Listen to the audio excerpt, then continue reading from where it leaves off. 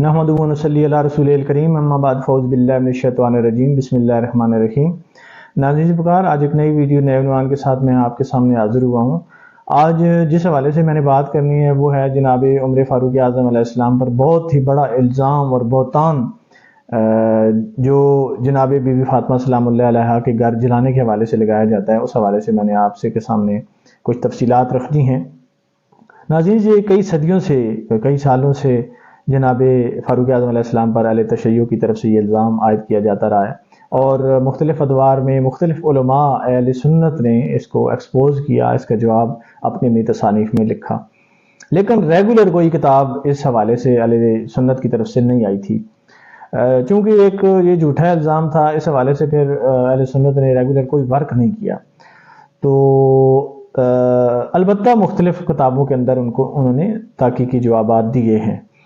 تو لیکن اس کا پر ایک ریگولر ایک تصنیف کی ضرورت تھی، اور الحمدللہ ہم نے اس ضرورت کو پورا کر دیا ہے۔ اس کی تفصیل جو اس میں ہم نے نقل کیا، جو ہم نے اس میں جو کچھ پیش کیا ہے، اس کا پس منظر میں آپ کو بتاتا چلوں۔ کچھ عرصہ پہلے ہمارے طاہر القادری صاحب ہیں،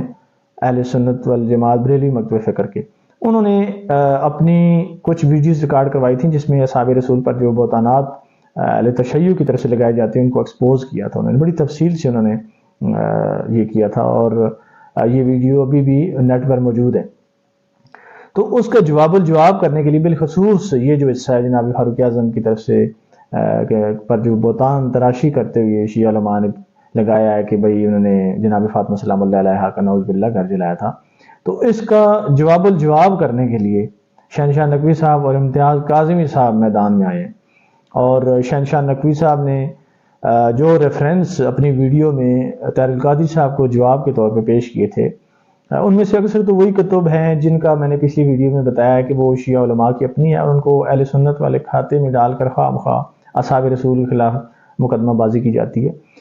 تو اس کے علاوہ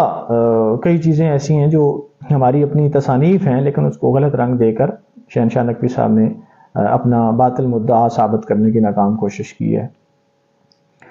تو بعد کے ان کے مکتبوں نے اور ان کے دوسرے جو انتظامیہ نے شہنشاہ نقوی صاحب نے جو کچھ پیش کیا تھا اس کو ایک کتابی شکل میں مصائب فاطمہ کے نام سے کلیکٹ کر دی ہے، اور اس کو ہم نے حاصل بھی کر لیا الحمدللہ۔ اور اس طرز پر ایک عربی کتاب بھی 2 جلدوں میں ہمارے سامنے آئی ہے، مرتضیٰ عاملی صاحب کی ما ساز زہرہ، اس میں بھی جناب فاروق اعظم علیہ السلام پر اس الزام کو ثابت کرنے کی ناکام کوشش کی ہے کہ آپ نے نعوذ باللہ ثم نعوذ باللہ جناب فاطمہ سلام اللہ علیہا کا گھر جلایا ہے۔ تو اس حوالے سے جو تصنیف کی باقاعدہ ضرورت تھی، وہ کہ علماء سنت نے وقتاً فوقتاً اپنے ادوار میں اپنی کتب کے اندر اس کو ایکسپوز کیا ہے، لیکن ریگولر تصنیف نہیں تھی، اور الحمدللہ ہم نے اس ضرورت کو پورا کر دیا ہے۔ تو اس حوالے سے ہم نے جو کتاب جو ہے نا ترتیب دی ہے، اس میں شہنشاہ نقوی صاحب کے جملہ حوالہ جات کا رد بلیغ آ چکا ہے، اور اس کے علاوہ جو انہوں نے اس کتاب میں موضوع سے ہٹ کر جنازہ رسول کی بحث کی، بی بی فاطمہ سلام اللہ علیہا کی ناراضگی والی بحث سے اٹھائی ہے، ٹھیک ہے، اس طرح کوئی اور آباس کئی جو انہوں نے پیش کی، اس کو بھی انشاءاللہ ہم نے کر دیا ہے، اور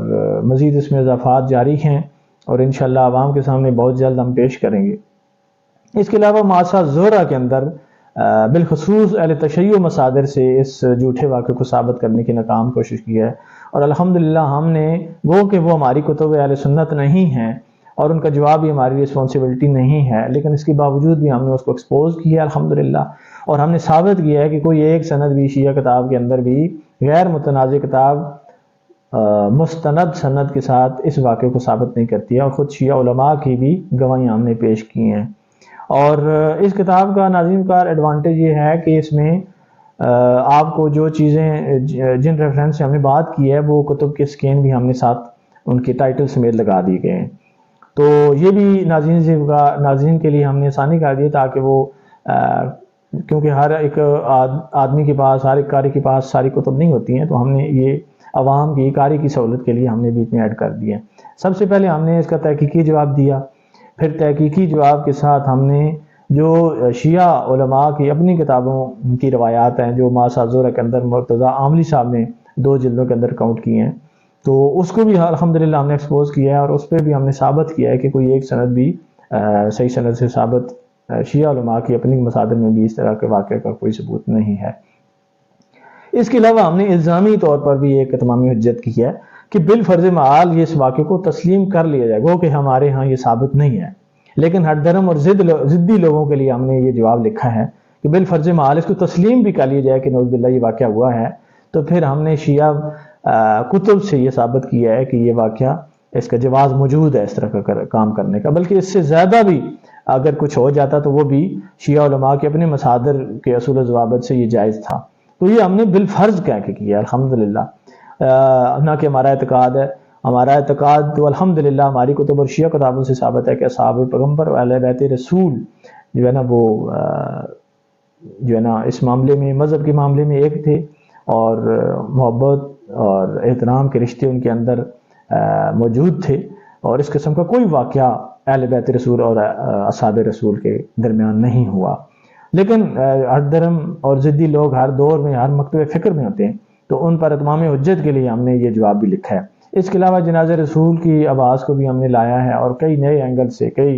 اور اضافات سے جو آپ کو باقی ہماری گزشتہ تصانیف میں نہیں ملے گا، اس کو بھی ہم نے ایڈ کیا ہے۔ اس کے علاوہ اور کئی چیزیں جو شہنشاہ نقوی صاحب نے موضوع سے متعلق نہیں تھی، ان کو بھی اپنی کتاب مصائب فاطمہ میں جو ہے نا ڈسکس کیا، اس کو بھی رد بلی الحمدللہ ہم نے کر دیا ہے، اور انشاءاللہ قارئین کے سامنے، ناظرین کے سامنے، سبسکرائبر کے سامنے، اور بہت جتنے ہمارے سننے والے جاننے والے ہیں ان کے سامنے ہم انشاءاللہ جلد اس کو کتابی شکل میں پیش کریں گے، اور انشاءاللہ یہ اس موضوع پر آخری کیل ثابت ہوگی۔ اور اس حوالے، اس کے جواب کے حوالے سے میں شیعہ علماء کو جو ہے نا وہ مخاطب ہوں کہ اگر آپ نے اس کا جواب لکھنا ہے تو سب سے پہلے آپ نے